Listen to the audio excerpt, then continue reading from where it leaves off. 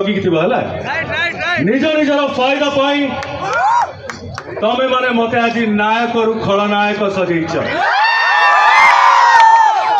हेले गोटे पाउंस तलर निया मो भितर भी कुहुड़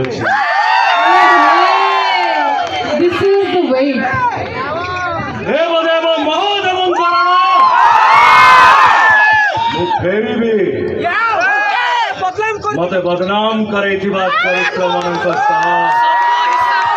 hello guys welcome my YouTube channel. आज आम आलोचना करबा अनुभव महांती को रावण मूवी विषय रे जहाँकि बहु भूत को मध्य टक्कर देवा पाई आसुछि।